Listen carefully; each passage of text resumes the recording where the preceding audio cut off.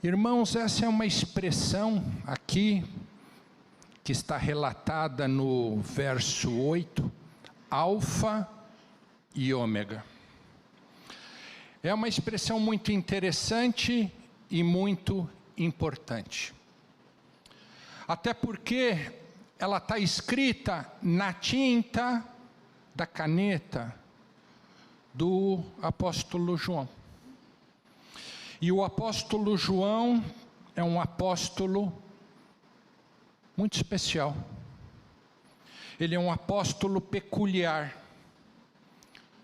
João é o apóstolo amado do Senhor. Ele teve uma relação íntima com o Senhor Jesus, a ponto de escutar o coração do Senhor Jesus bater. Ele se reclinou sobre Jesus na última ceia. E eu imagino que ele tenha ouvido o coração do Senhor Jesus bater. Diz a tradição, e aqui eu anotei, que João era primo de Jesus. Era filho de Salomé e Zebedeu. Salomé era irmã de Maria, a mãe do Senhor. João era pescador de profissão, seguidor de João Batista e irmão de Tiago. João participou da Páscoa, João participou da última ceia do Senhor. No dia da ceia ele se reclinou sobre o peito do Senhor. João presenciou a ressurreição da filha de Jairo, participou da transfiguração, esteve no Getsêmani, acompanhando o Senhor Jesus, presenciou a crucificação. João recebeu a incumbência do próprio Senhor Jesus de cuidar de Maria. João foi um daqueles que no dia da ressurreição correu até o túmulo para ver o que tinha acontecido. João foi o líder da igreja em Jerusalém. João foi o líder da igreja em Éfeso, depois que os judeus tiveram que sair às pressas de Jerusalém e se espalharam. João foi exilado pelo imperador Domiciano há 15 anos a permanecer na ilha de Patmos, recluso. Isso se deu no ano 81. Alguns historiadores dizem que João foi libertado pelo imperador Marco Nerva a retornar para Éfeso em 96. João foi o último apóstolo a ir para o céu, foi o que mais viveu, foi o mais longevo dos apóstolos, morreu com 94 anos, isto está atestado pelo bispo Eusébio de Cesareia, nos anais da igreja. E, interessantemente, o seu irmão, Tiago, foi o primeiro a ser martirizado, enquanto ele foi o último a deixar a terra.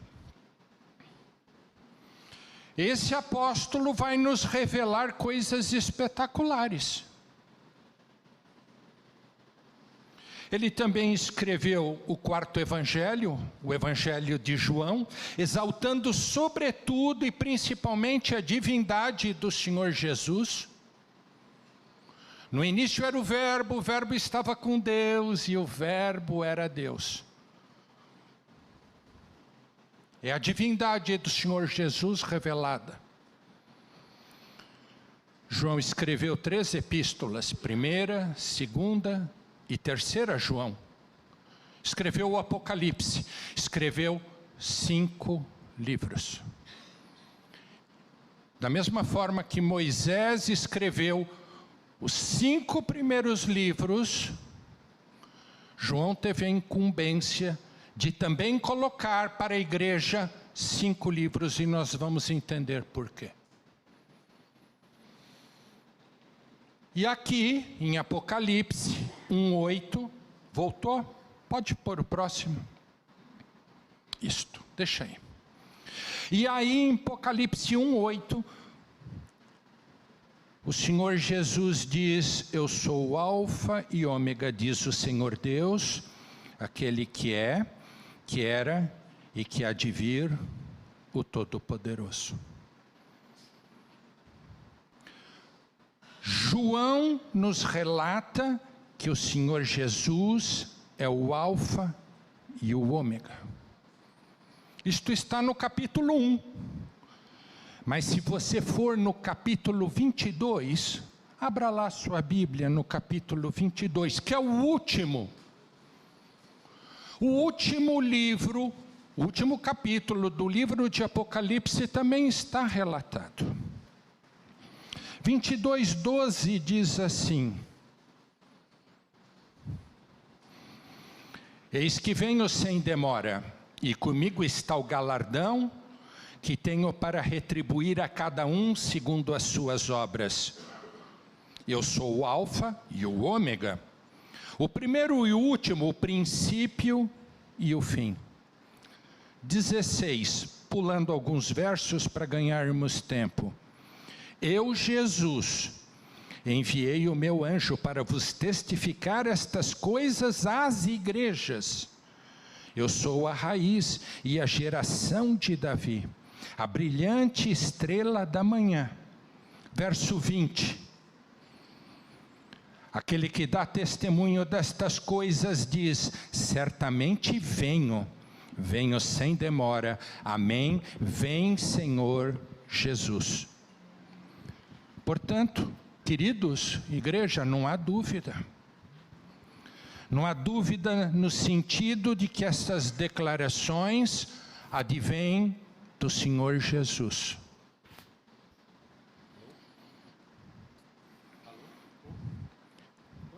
Todos sabem o que significa Alfa e o Ômega. É isso aí, ó. A primeira e a última letra do alfabeto grego. Numa visão simplista é isso. A primeira e a última. É uma referência somente a uma ordem do alfabeto. Mas numa visão aprofundada, numa visão mais estudada, o texto traz para nós uma revelação espetacular. Pode passar o próximo, querido?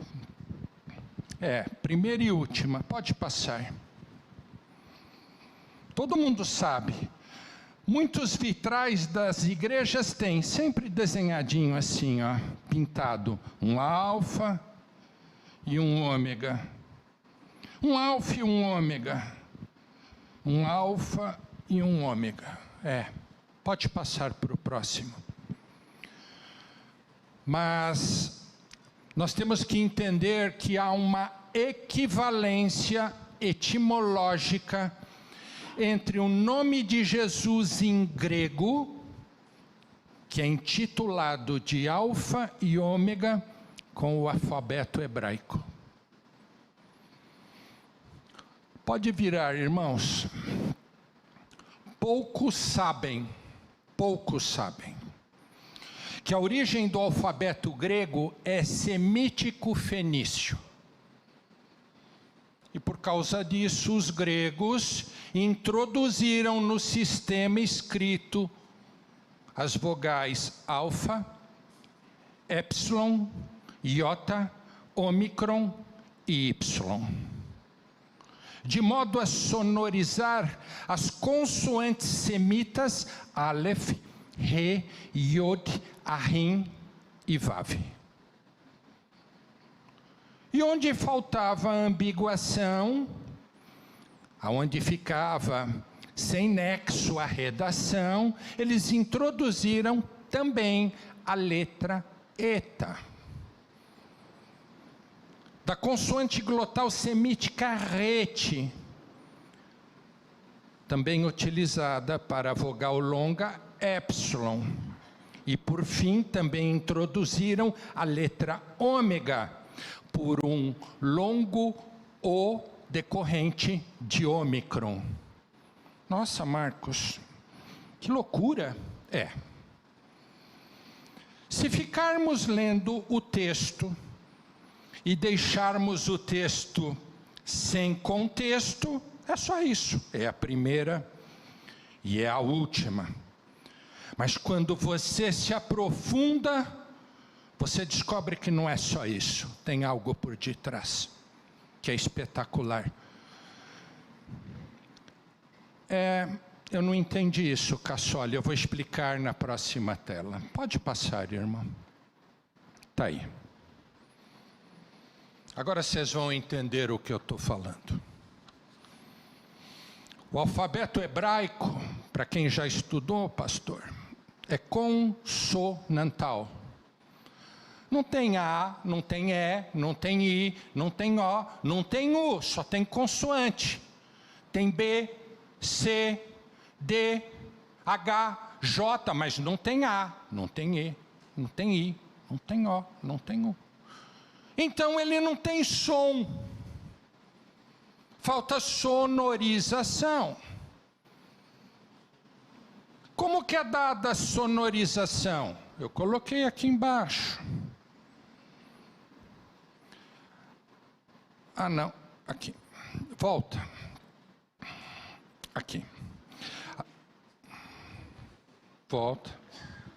Não. Não. Vai para frente. Mais um. Aqui.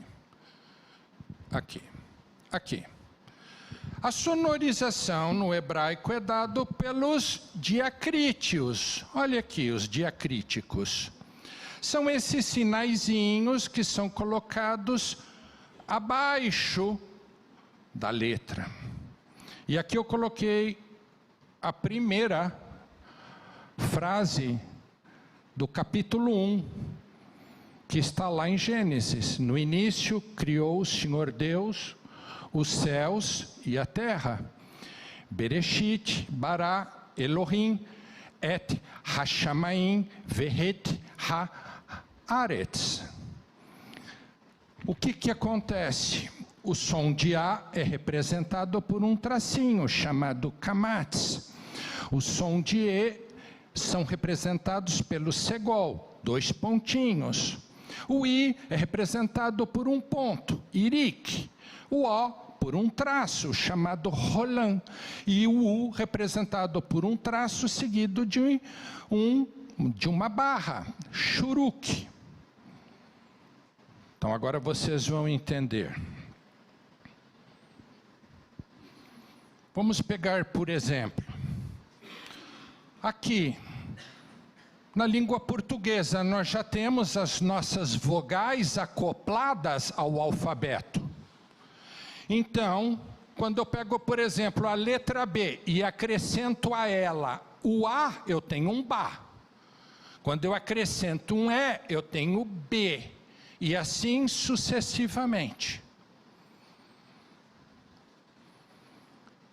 No hebraico, quando eu pego o Bet, que é a segunda letra, para ela ter som de A, eu preciso acrescentar nela um kamatz. Então, o Bet com um kamatz vira bait, ou baruch. Um Bet seguido de um segol vira B, e vira Bereshit. O Bet seguido de um irik, que tem som de I, vira Binei Adam, por exemplo. O Bet seguido de um O vira Borei Israel, o Criador de Israel. E um Bet seguido de um Shuruk vira U, vira Bu, vira Bubá, que significa boneca, e assim sucessivamente. Entenderam? Ficou claro?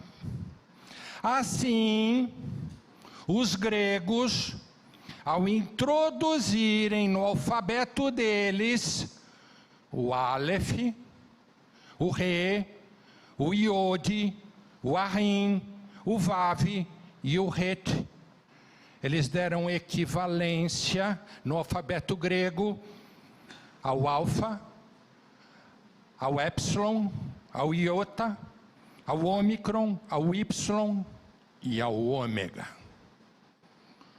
Os gregos e os hebreus sabiam, portanto, que havia uma equivalência entre os dois alfabetos, porque são semítico-fenícios. Mas não é só isso. Pode pôr o próximo. Não é só isso. Nós temos que saber, então, que quando o Senhor Jesus declarou ser o Alfa, nós temos que também entender que Ele declarou ser o Aleph. Porque, como já vimos atrás, o Alfa tem a sua origem etimológica na letra Aleph. E o mesmo aconteceu com o ômega, já que o ômega tem a sua origem etimológica em Arim.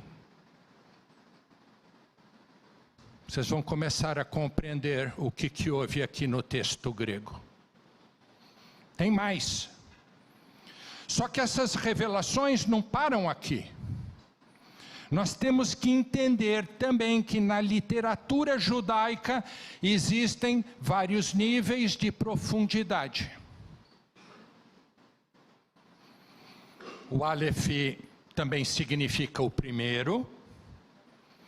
O Aleph é o nome da primeira letra do alfabeto, mas o Aleph produz valor numérico. Todas as letras hebraicas têm valor. O Aleph é 1, o Bet é 2, o Gimel é 3, o Dalet é 4 e assim sucessivamente. E na literatura judaica, então, o Aleph vale 1 e ao mesmo tempo vale 1000. Aleph é uma unidade.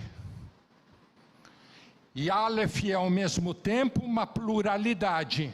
E nele está expresso força e poder.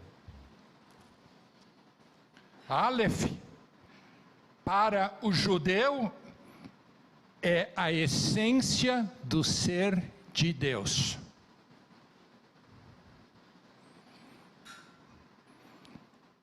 A primeira letra do alfabeto hebraico é um Aleph e ele tem o valor El, que significa Deus.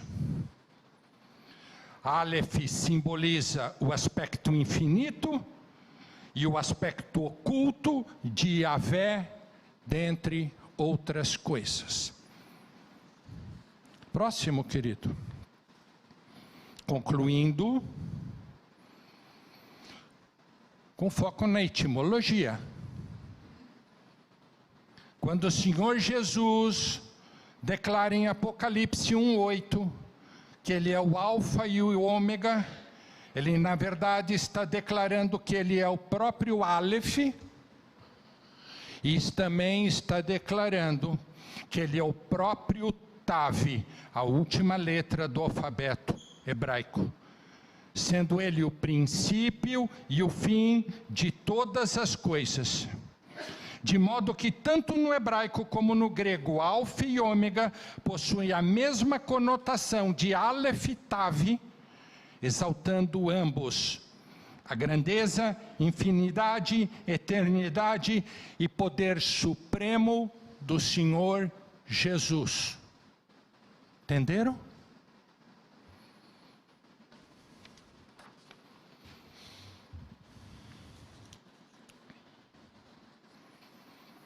Quando vocês leem o verso 8, vocês vão ver que Alfa e Ômega estão em maiúsculo. Portanto, não se refere só à primeira e à última letra, mas se refere a um nome próprio: Alfa e Ômega. O Senhor Jesus, após se intitular, Ele está se dando um título. O Senhor Jesus, Ele declara ser o Todo-Poderoso. Portanto, o Senhor Jesus está se auto-revelando para nós, a igreja. Ele está dizendo para nós que Ele é o Senhor de todo o poder. Lembram-se da aula passada do Dumbra? Ele nos explicou o tetragrama Eu Sou. Lembram-se? Aqui temos exatamente o que aconteceu na aula passada. Lá, na aula passada, era Moisés se revelando sobre o nome de Deus. Deus revelou a Moisés o seu nome. Vamos ver?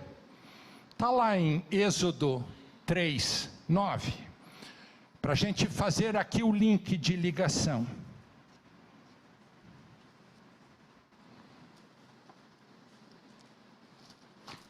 Opa.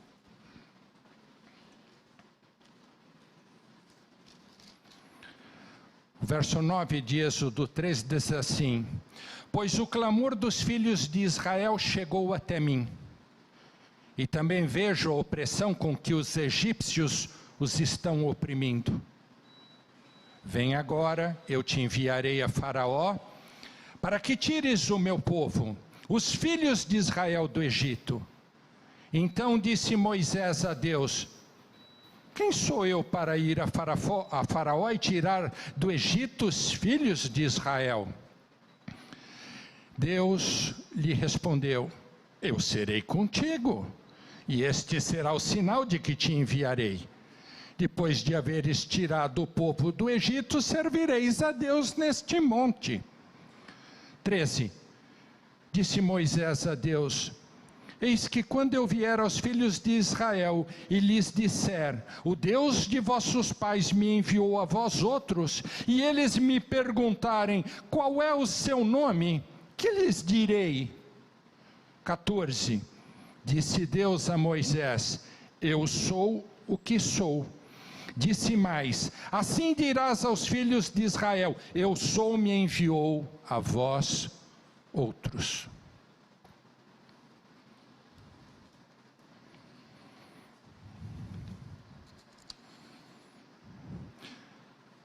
Da mesma forma que Jeová, Yahvé, Deus o Pai, revelou a Moisés qual era seu nome, dizendo: eu sou. Nós temos agora que Jesus, o Deus Filho, revela a João que ele, Jesus, é o Alfa e o Ômega. Que houve?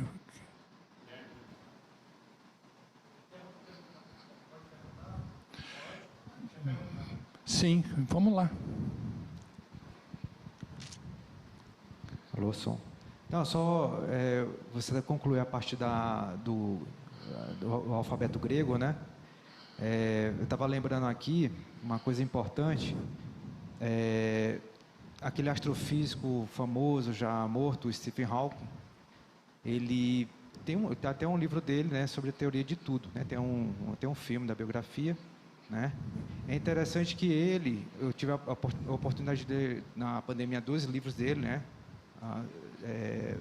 E ele fala um pouco sobre tudo isso, sempre ele puxa a questão da divindade.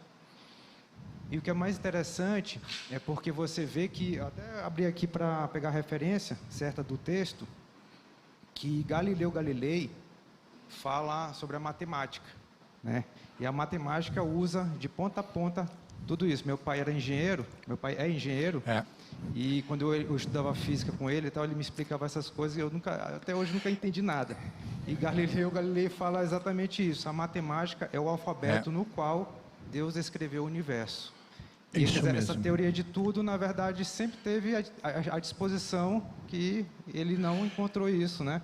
Deus permita que ele tenha encontrado, né, no leito de Guilherme, morte, mas... Sim, eu ia por isso na aula. Nós conseguimos achar alfa e ômega em N estudos filosóficos, científicos, físicos, matemáticos, literários, e segue adiante.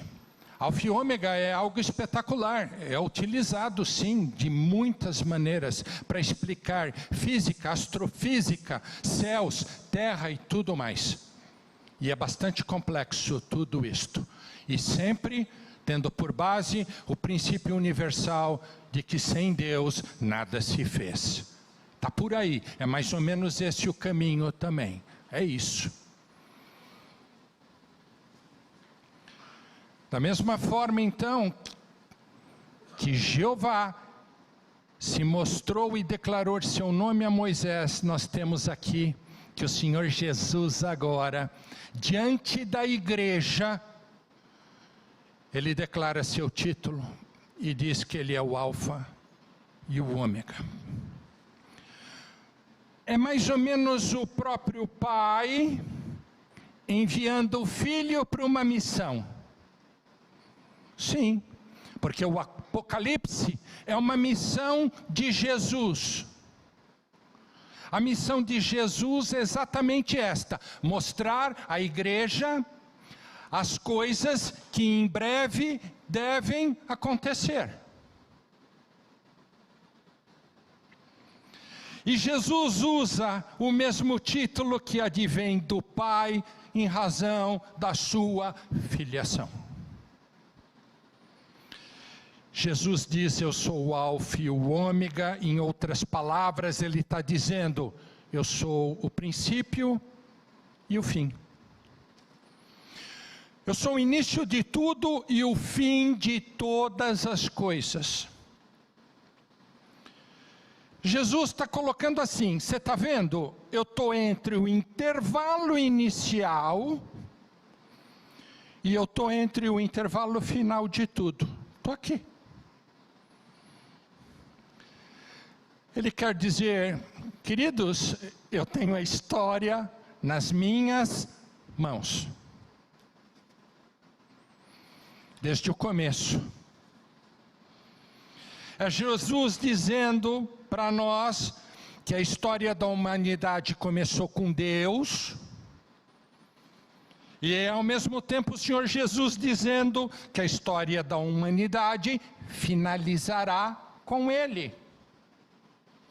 Na consumação dos séculos. Na aula anterior nós vimos Deus Pai narrando o início da história, revelando-se a Moisés. Moisés, a quem coube redigir e revelar para nós o início de tudo através de 5 livros.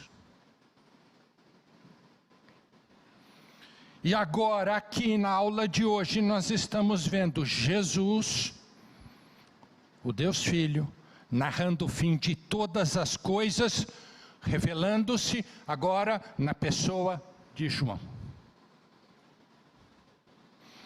Temos aqui Jesus dizendo-nos que Ele tem o controle total de tudo nas suas mãos.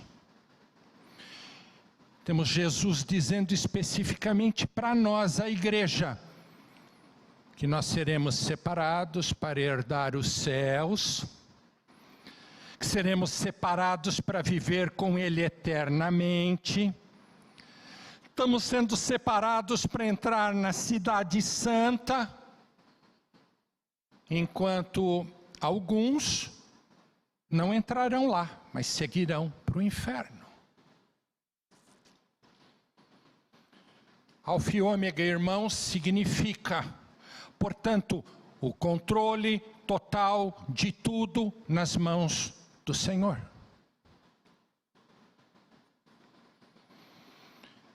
É Deus Filho reinando, viu, Lívia? Deus Filho reinando. É Deus Filho governando no seu trono eterno. É Jesus dizendo-nos: eu não perdi o controle. Não obstante o mundo possa deixar transparecer que as coisas estão muito bagunçadas, que o Senhor perdeu o controle das coisas. Não, não perdeu. É o Senhor Jesus dizendo-nos que Ele tem nas suas mãos a garantia da vida e também da morte.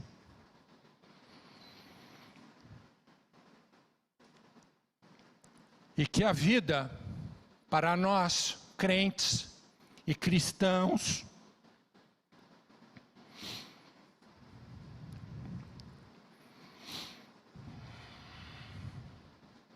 não terá fim, mas terá uma passagem desta vida para a ressurreição do nosso corpo. Deus nos dizendo que a história futura está garantida. Da mesma forma que Ele garantiu a Moisés tudo o que aconteceu no início. Jesus está garantindo para nós o futuro.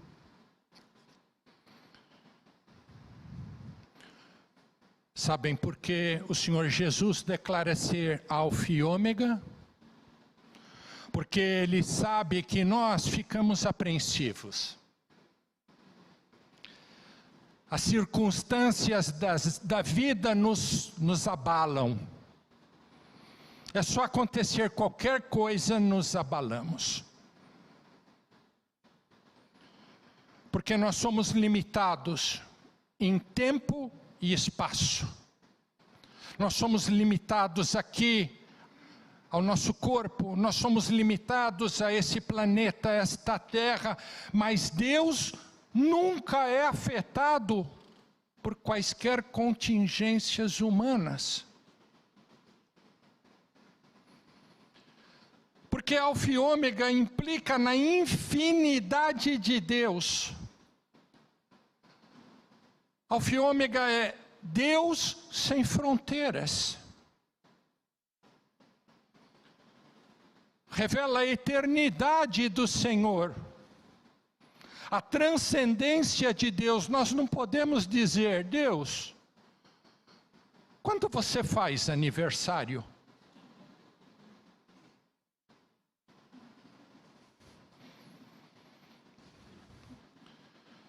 O salmista diz no Salmo 90, antes que os montes nascessem, ou que tu formasses a terra e o mundo, mesmo de eternidade a eternidade, tu és Deus.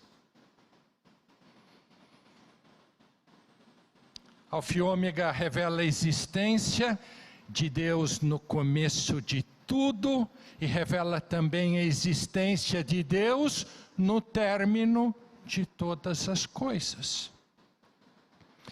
Revela a existência do Deus onipotente, onipresente e onisciente. Está em qualquer lugar, tudo vê, tudo sabe, tudo ouve. De eternidade a eternidade significa a mesma coisa que Alfa e Ômega. Significa dizer que Deus não dormita, que Deus não cessa, que Deus cria tudo a partir de si mesmo.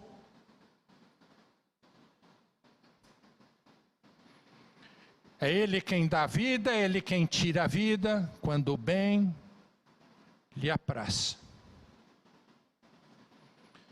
Significa dizer que Ele criou o mundo, que a terra é dele, que os céus são dele, e que nada foge ao seu controle.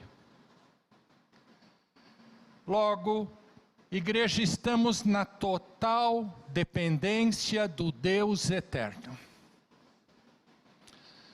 O Deus que não tem fim, o Deus que não tem começo, E o Deus que tem as nossas vidas nas suas mãos e das mãos do Senhor Jesus, ninguém nos arrebata. Uau!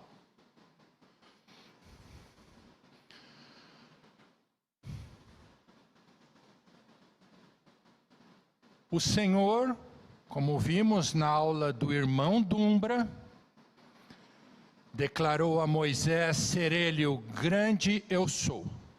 Como disse a Lívia, aquele que estava no início, está presente hoje e estará no fim.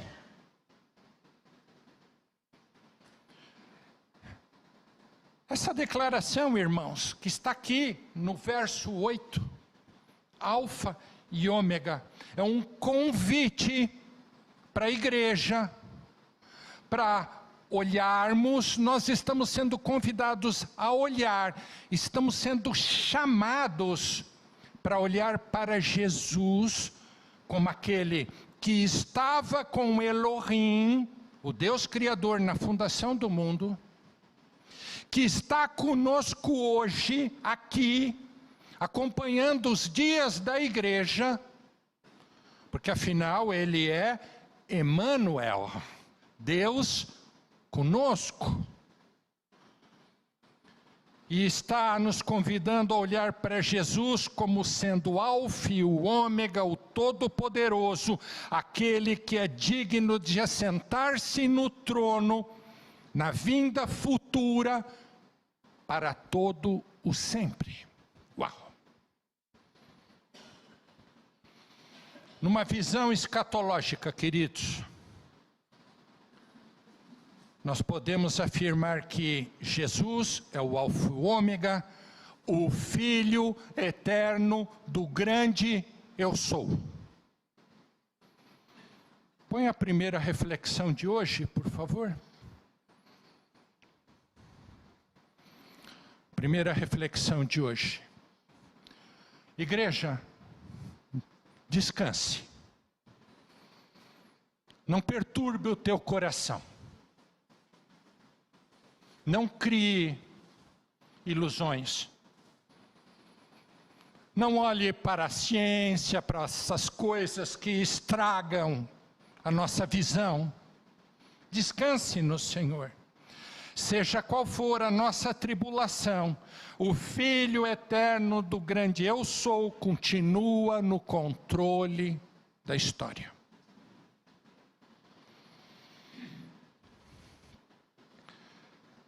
Nós precisamos saber que o Senhor Jesus continua hoje cuidando da igreja. Começou lá no Pentecostes e está até hoje conosco. Ele está juntamente com o Pai e com o Espírito Santo em trindade. Precisamos saber que a igreja, que somos nós, ela está planejada desde a fundação do mundo e que subsistirá eternamente na presença de Deus. Deus cuidando de nós até o fim dos tempos. Deus nos assegurando que lá na frente estaremos diante do trono do Cordeiro, não diante do trono da rainha Elizabeth, mas diante do trono do Cordeiro, dizendo a uma só voz que Ele é o Alfa e Ômega.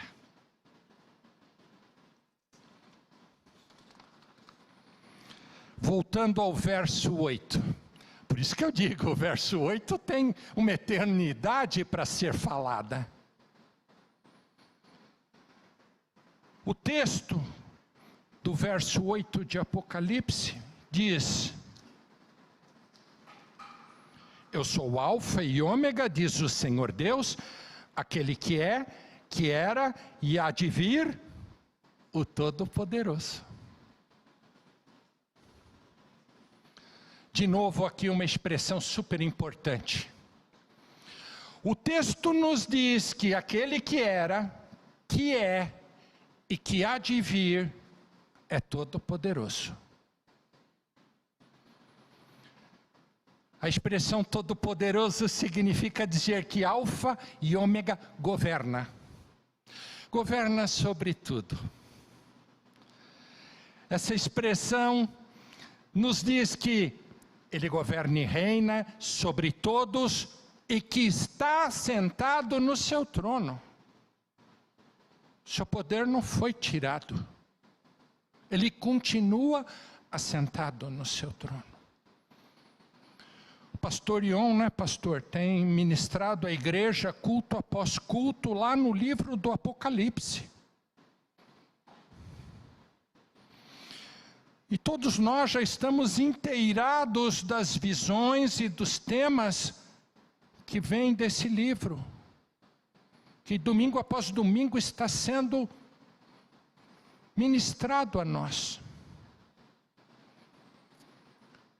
O Alfa e Ômega, o Todo-Poderoso, aqui mencionado no verso 8, ele não está sendo mencionado à toa no capítulo 1, mas ele está sendo mencionado aqui para fazer um paralelo com outros poderes que são revelados em Apocalipse.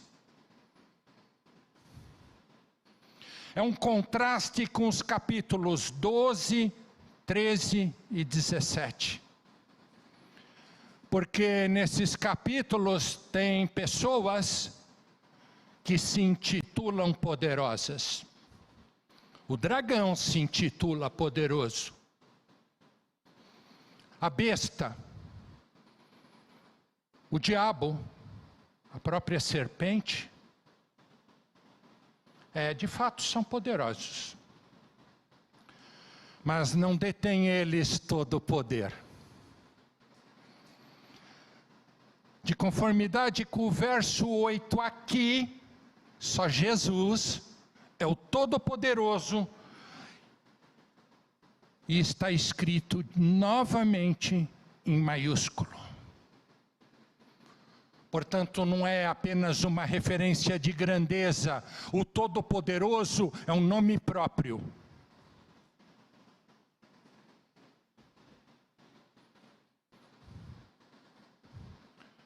Apocalipse 15 vai dizer que Jesus é o Todo-Poderoso e o Rei das Nações. Enquanto o Pai, no Antigo Testamento, recebia o título de Adonai, o Senhor dos Exércitos, aqui o Senhor Jesus se intitula o Todo-Poderoso, o Rei das Nações. Não tem papo. Aliás, o próprio Senhor Jesus declarou aos seus discípulos que todo o poder foi-lhe dado nos céus e na terra. E essa declaração está registrada lá em Mateus 28, de 18 a 20. Palavras da boca do Senhor Jesus. Portanto, o Senhor Jesus declara de fato que Ele é o Todo-Poderoso. Você pode projetar Isaías, por favor, Rogério? Isaías 44, 6. Aliás, o próprio Senhor Jeová declarou o seu poder no Antigo Testamento.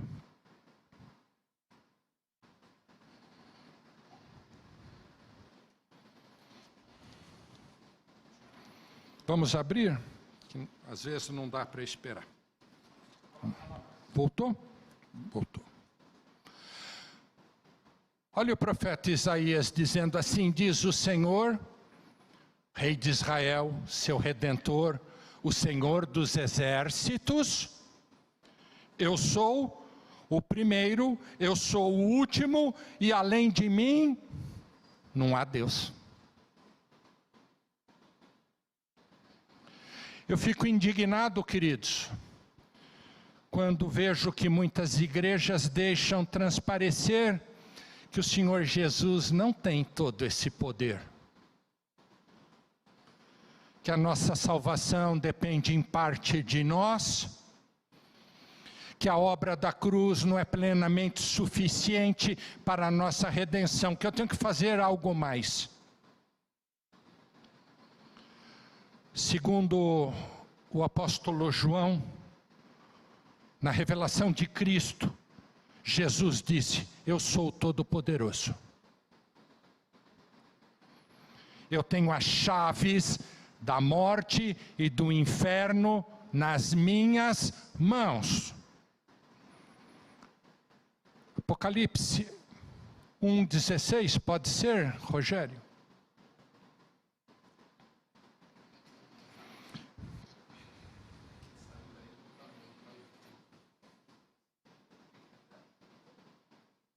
Pode pôr no texto, querido.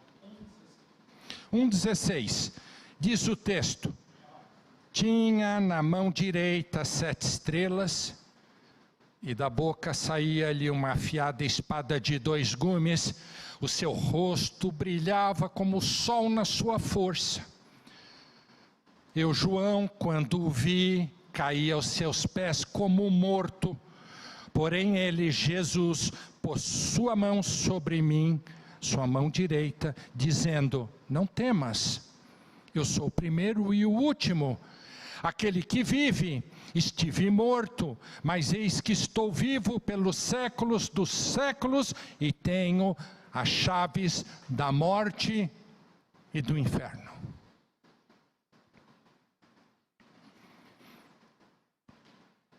O texto afirma que o Senhor Jesus venceu.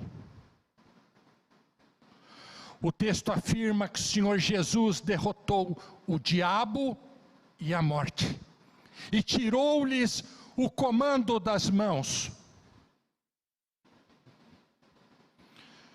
O livro do Apocalipse nos mostra em todas as suas etapas a grandeza e a glória de Cristo exaltado. Jesus recebendo toda a glória e todo o poder. É um relato do triunfo de Jesus sobre todas as coisas.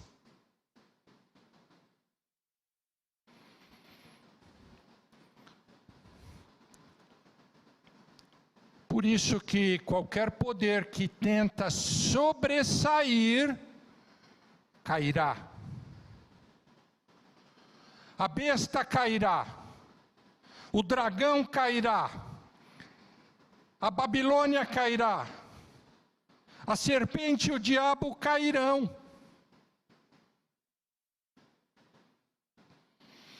Logo a igreja tem que olhar para o Senhor Jesus hoje como o Todo-Poderoso, como aquele que nos guarda.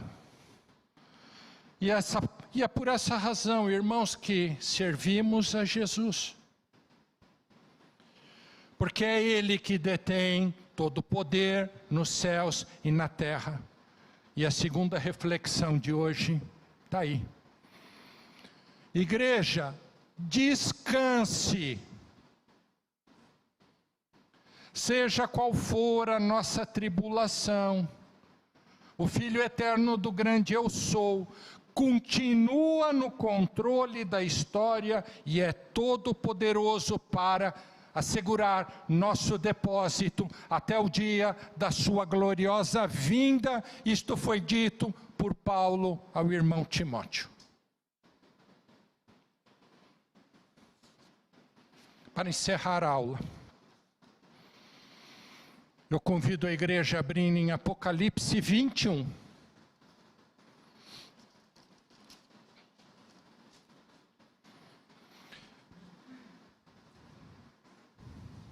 De 1 a 7.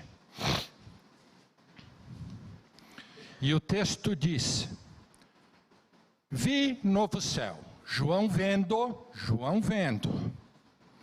Vi novo céu e nova terra, pois o primeiro céu e a primeira terra passaram, e o mar já não existe. Mar é sinônimo de tudo que é tribulação, de tudo que é humano. Esse mar já não mais existe, porque que ele está vendo o novo céu e nova terra. Vi também a cidade santa, a nova Jerusalém, que descia do céu da parte de Deus, ataviada como noiva, adornada para o seu esposo. Então ouvi grande voz vinda do trono, dizendo: eis o tabernáculo de Deus com os homens. Deus habitará com eles. Eles serão povos de Deus, e Deus mesmo estará com eles. E lhes enxugará dos olhos toda lágrima, e a morte já não existirá, já não haverá luto, nem pranto, nem dor, porque as primeiras coisas passaram. E aquele que está sentado no trono disse: eis que faço novas todas as coisas. E acrescentou: escreve, porque estas palavras são fiéis e verdadeiras. E disse-me ainda: tudo está feito. Eu sou o Alfa e o Ômega, o princípio e o fim. Eu, a quem tem sede, darei de graça da fonte da água da vida. O vencedor herdará estas coisas, e eu lhe serei Deus, e ele me será filho.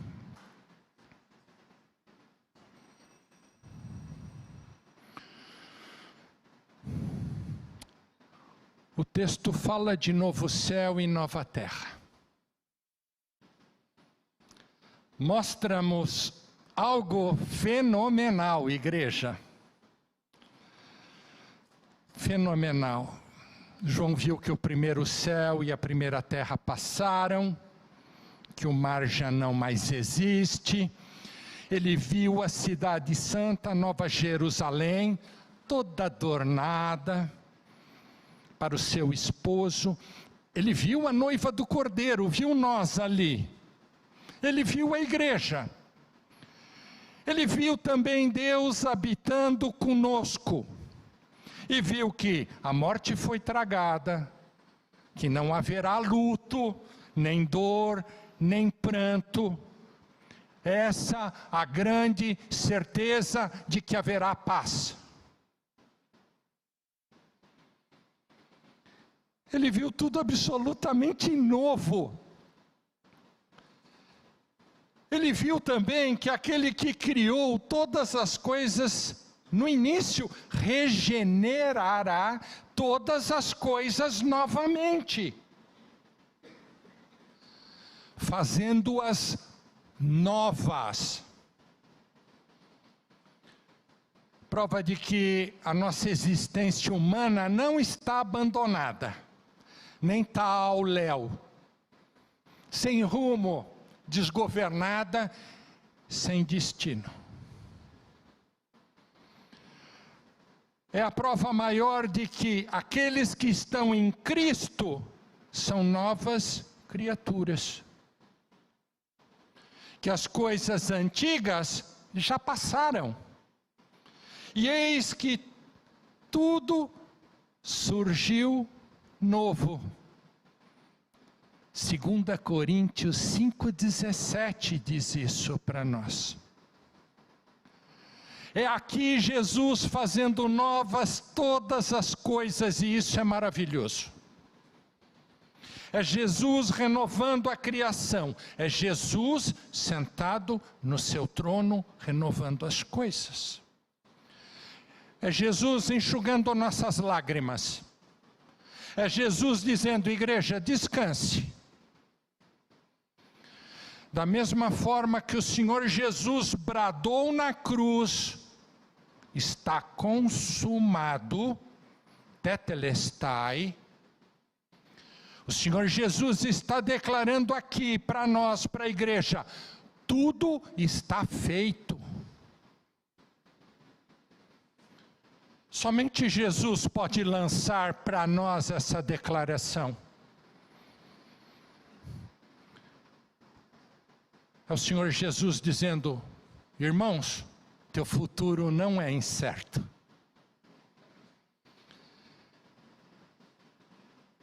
É Jesus renovando tudo a partir de si mesmo. é afirmando que o futuro está sob controle, que está tudo como sempre esteve, planejado, que Ele tem as rédeas da história nas suas mãos. E o verso 6 de Apocalipse 21 traz de novo a renovação para nós de um convite. O Senhor Jesus nos convida mais uma vez aqui à aceitação da sua graça. Há alguém nesta manhã ainda com sede? Eu não me refiro aqui à sensação, à vontade de tomar um copo de água, não. Mas eu me refiro à igreja como sendo aquele anseio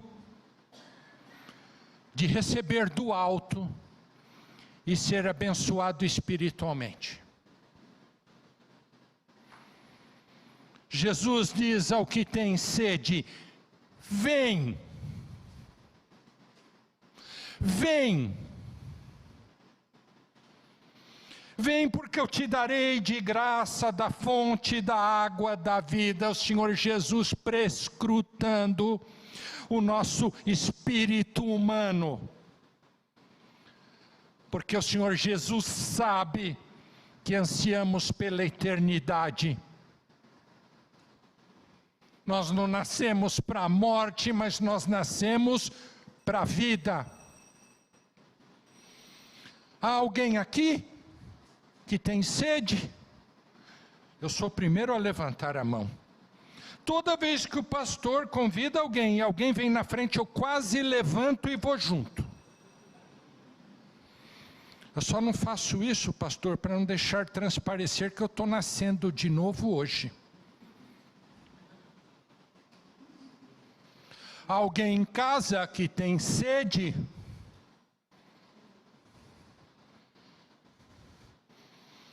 O texto diz: aquele que tem sede, Ele dará de graça e te fará herdeiro de todas essas coisas.